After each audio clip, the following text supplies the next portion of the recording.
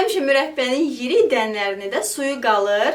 İnanıram ki, bütün evlərdə elədir. Amma bizim evdə mürəbbə suyu tullanılmır, yəni israf olmur. Siz də bu reseptlə hazırlayandan sonra inanıram ki, siz də evdə mürəbbə suyunu tullanmayacaqsınız. Mənə lazım olan ingrediyentlər əsas mürəbbə suyudur.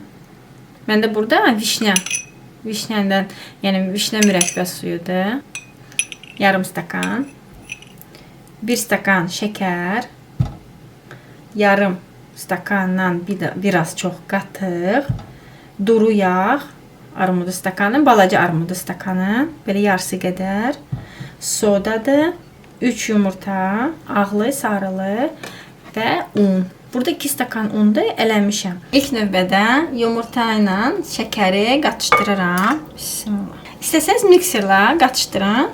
Yəni mikser də heç lazım deyil. Tez başa gələn bir piroqdur.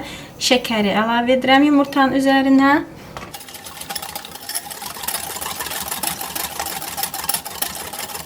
Qatıq.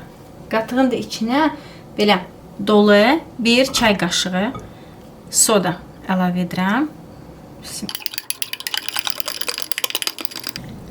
Belə qəşəng köpürür. Tam həll eləyirik. Bir də tökürəm bunun üzərinə.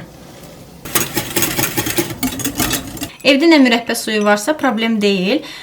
Çoxları mürəbbənin yenidən sonra dənlərini, burada bir dənə dəni qalıb, dənlərini yəni su qalır, tullanılır. Bizdə mama heç vaxt tullanmır, həmişə bunları saxlayır. Bir dənə vişnə qalıb, onu götürürəm. Qaçdırırıq. Dediyim kimi armudu stakanın yarısını, balaca armudu stakandır. Onun yarısı qədər duru yağdır. İstədiyiniz duru yağdan əlavə edə bilərsiniz. Evdə nə varsa. Ətraflı həmişə olduğu kimi video aşağısında dəqiqliklə qramların nə qədər vurduğumu yazacağım. Bunu da əlavə edirəm. Qatışdırıram.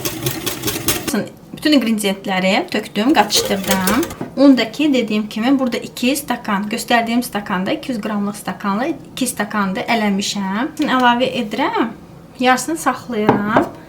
Göstərəcəm ki, necə olmalıdır. Tam sıyıq olmamalıdır bu. Yəni biskvit kimi belə duru olmamalıdır. Yenə əlavə edirəm. Bu şəkildə alındı qarışım. Baxın. Dediyim kimi qatlaşmış süt kimi. Yəni zqışyanlı molako kimi alınır. Belə.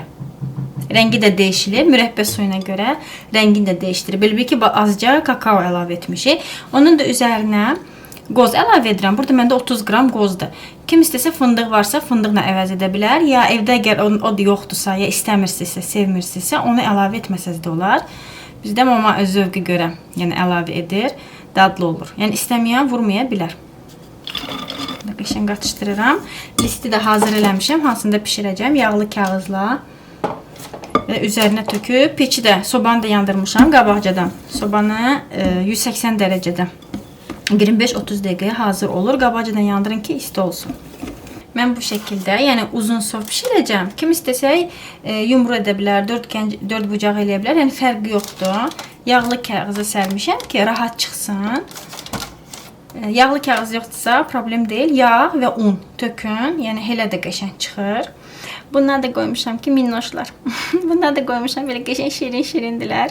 Bu milisimdir. Və tökürəm listə.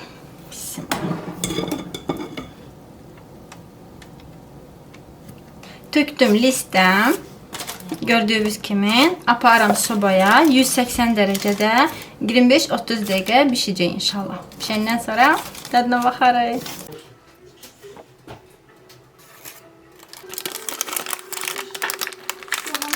Abunə butonuna basmağı unutmayın. Abunə olun ki, yeni videolarımda paylaşanda ilk siz görəsiniz. Abunə olun və like qoyanlara çox təşəkkür edirəm. Reseptlə siz də mütləq hazırlayın. Çox istərdim ki, bu dadı siz də dadasınız.